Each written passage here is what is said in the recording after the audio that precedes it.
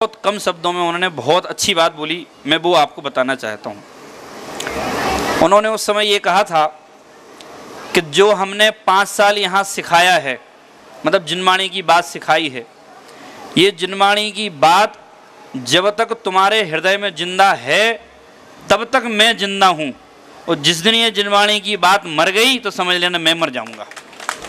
बस उनकी यही बात मैं आपको बताना चाहता हूँ कि जब तक आप सबके हृदय में वो जिनवाणी की बात जिंदा रहेगी, तत्व ज्ञान तब तक जिंदा है, आपके गुरु आपके हृदय में जिंदा हैं, देवशास्त्र गुरु के प्रति श्रद्धा जिंदा है। वो जिस दिन तत्व ज्ञान हृदय से मर गया, मान लो सब मर गया। उस विषय में कुछ पंक्तियाँ भी हमने उस समय पढ़ी थी, वो पंक्तियाँ भी मैं आपको पता देना चाहता हूँ। 2 पंक्तियाँ हैं। विदाई गीत मत गाओ, अभी तो सांझ बाकी है, बिछुड़कर फिर मिलेंगे हम, दिलों में प्रीत बाकी है।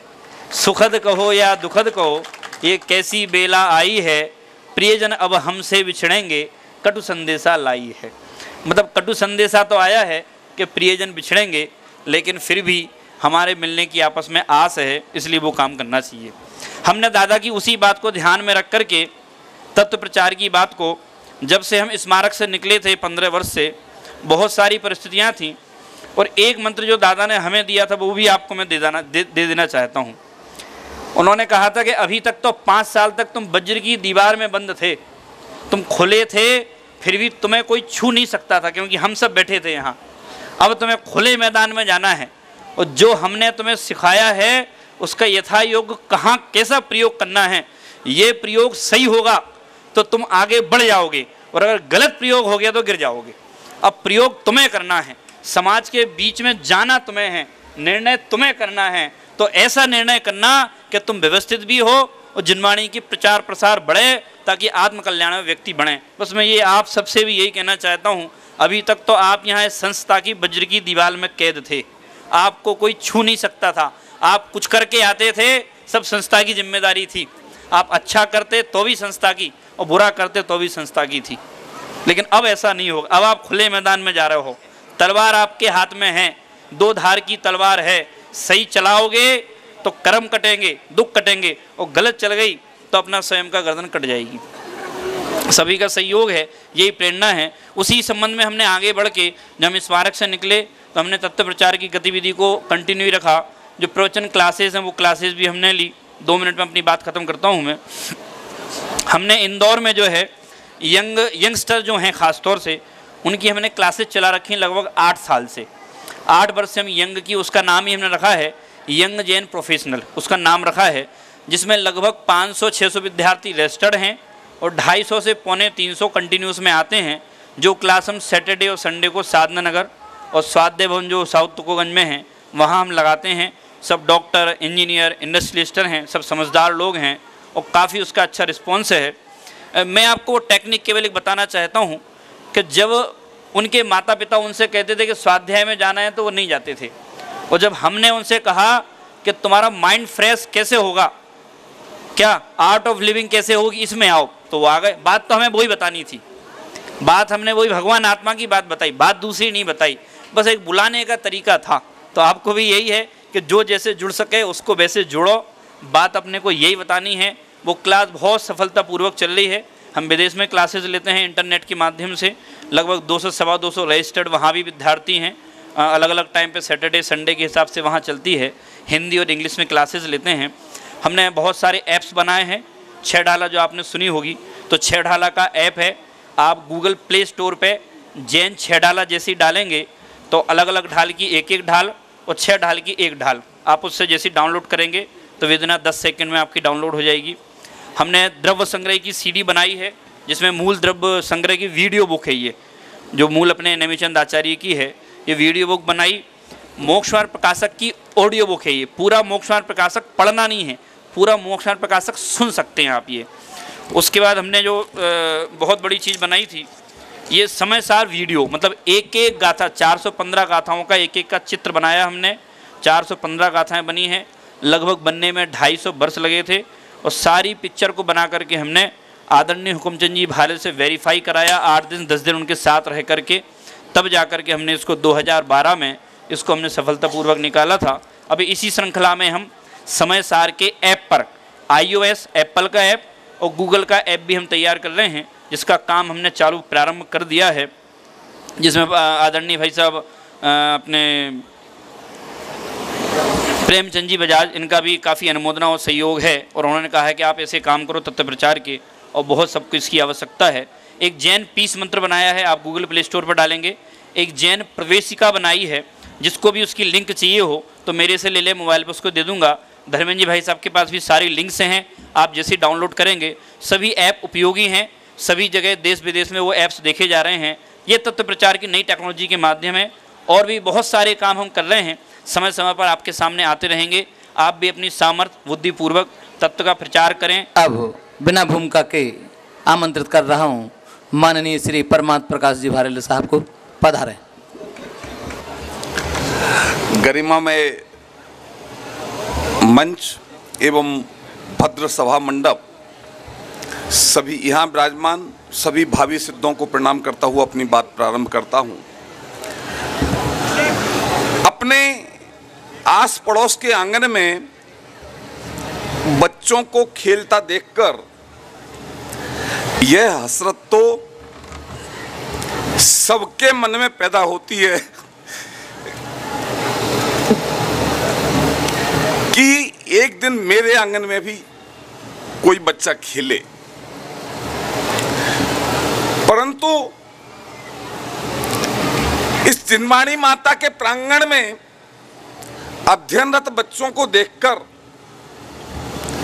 जिसके मन में ये भावना पैदा हुई कि मेरे आंगन में भी इस तरह का महाविद्यालय हो और हमारे समाज के बालक धर्म और अध्यात्म का अध्ययन करें, अध्यापन करें, ऐसी भावना धन्य है। मैं उस भावना को प्रणाम करता हूं।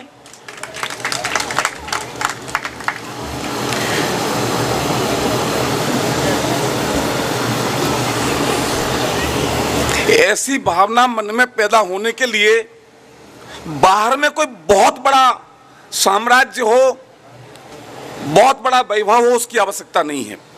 इसके लिए आवश्यकता है ऊंची भावना की और स्वप्न दृष्टा होने की। यह बात भाई श्री प्रेमचंद जी ने साबित कर दी है।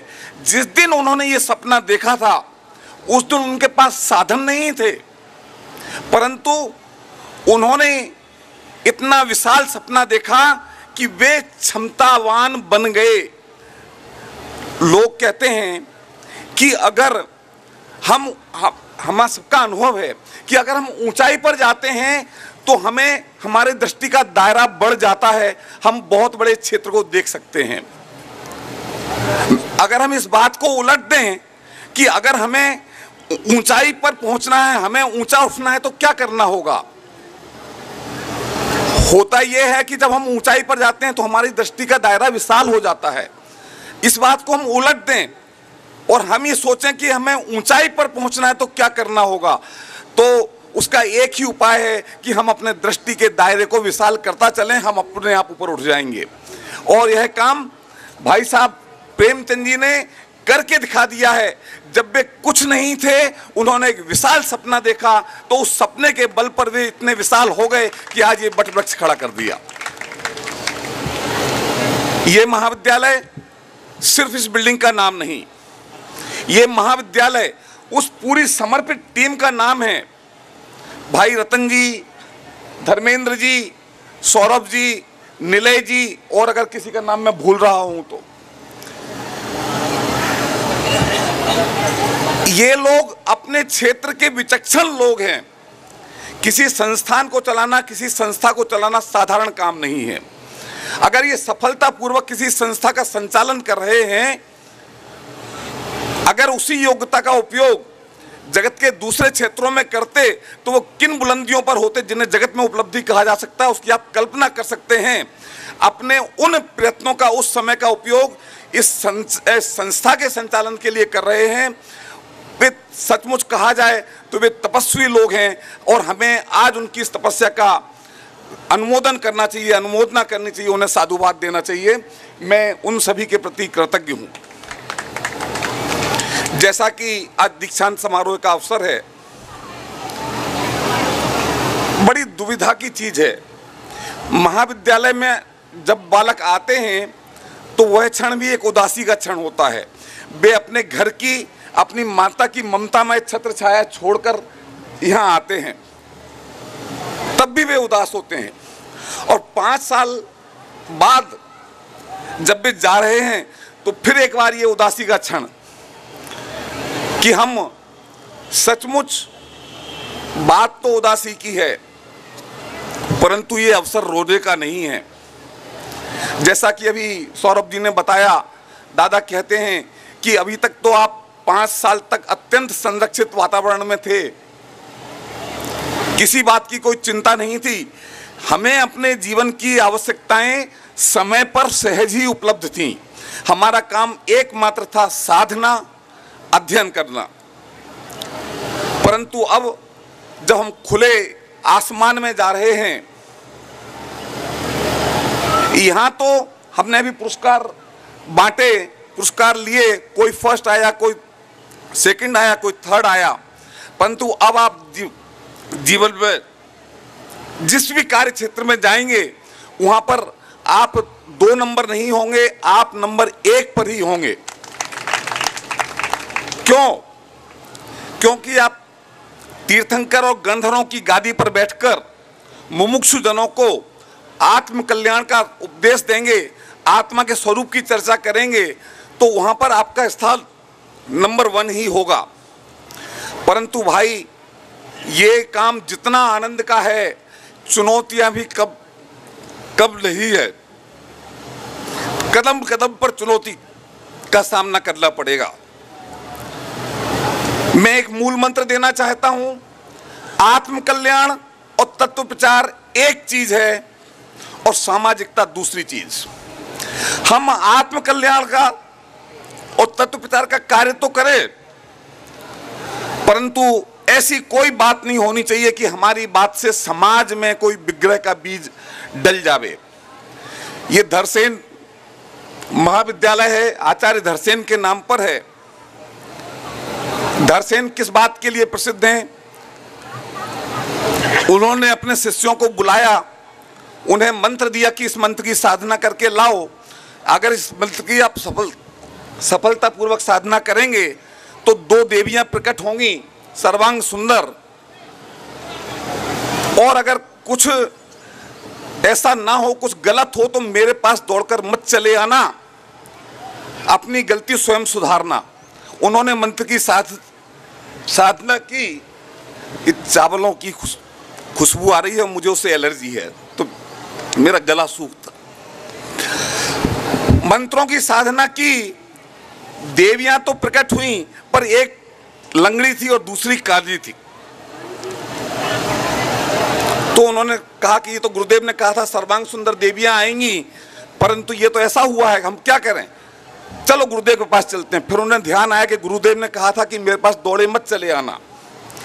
तो उन्होंने मंत्र का अध्ययन किया और उन्होंने पाया कि एक मंत्र में एक अक्षर कम था, एक मंत्र में एक अक्षर ज्यादा था। उन्होंने मंत्र को सुधार लिया, साधना की, तो सर्वांग सुंदर देवियां वहां पर प्रस्तुत हुई। यहां तो अवसर भी था वे गुरुदेव के पास चले जाते, पर कल जब आप मैदान में जाएंगे, समाज के बीच में जाएंगे और कोई विसंगति का वातावरण खड़ा होगा, तो आपके पास अवसर नहीं है कि आप दौड़ करके जाएं, अपने गुरुजी से पूछें कि हम अब क्या करना चाहिए।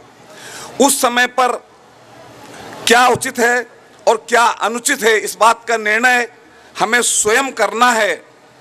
इसलिए जो कल मैं दीक्षांत समारोह आपका चल रहा था, तब मैं आया था, किस तरह आनंद में ये 5 वर्ष बिताए उसकी चर्चा तो बहुत की।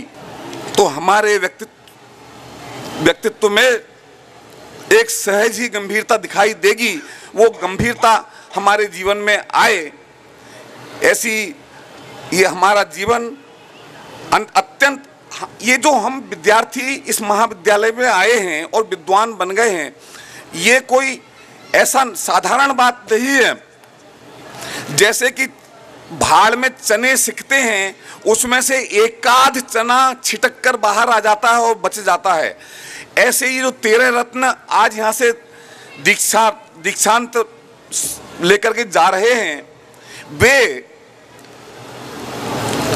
लाखों युवकों में से वे भाड़ में से छिटके हुए रतन हैं जो कि उस भोग की ज्वाला में से निकल करके यहाँ आ गए हैं और अब उनके मजबूत कंधों पर इस भोगों की ज्वाला में धधक रहे विश्व में शांति की स्थापना की बहुत गंभीर जिम्मेवारी है।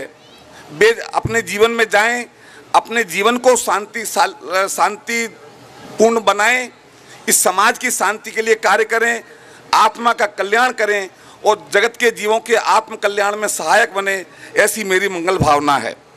भाई श्री पीयूष जी ने स्वर्ण जयंती वर्ष के बारे में बहुत ही विस्तार से बहुत सुंदर विवेचन किया।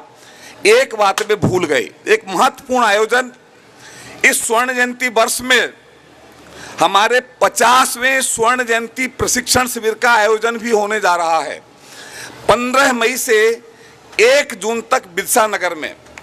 ये प्रशिक्षण शिविर क्या है? ये वह प्रशिक्षण शिविर है जिसके 3 प्रशिक्षण शिविरों में पूज्य गुरुदेव श्री स्वयं उपस्थित रहे हैं। 1975 में कोटा में भी प्रशिक्षण शिविर हुआ था, 8 दिन तक पूज्य गुरुदेव श्री उस प्रशिक्षण शिविर में रहे थे। इस प्रशिक्षण शिविर के माध्यम से 20 दिन के अंदर जैन दर्शन के प्राथमिक ज्ञान को देने वाले ऐसे अधिकारी विद्वान तैयार किए जाते हैं जिन्होंने एक समय देश में तहलका मचा दिया था और मुमुक्षु समाज के विरोधी अखबार जिन्हें 20 दिन के शिविरीय पंडित कहकर पुकारते थे, ऐसे 12,000 शिक्षक आज तक इन प्रशिक्षण शिविरों के माध्यम से तैयार हो चुके हैं जो देश भर में वीतराग ज्ञान पाठशालाओं का संचालन करते हैं। इस प्रशिक्षण शिविरों की श्रृंखला सन 1969 में प्रारंभ हुई और तब से लगातार चल रही है। आप सोचेंगे 50 कैसे हुए? एक साल में 2 शिविर भी हुए थे, 2 साल ऐसे हुए जहां साल में 2 शिविर हुए। इस तरह ये 50वां प्रशिक्षण शिविर स्वर्ण जयंती प्रशिक्षण शिविर 15 मई से 1 जून तक बिरसा नगर में होने जा रहा है, जो कि प्रशिक्षण के अलावा ये प्रशिक्षण क्या है? हम और आपके बीच के बालकों, माताओं, बहनों को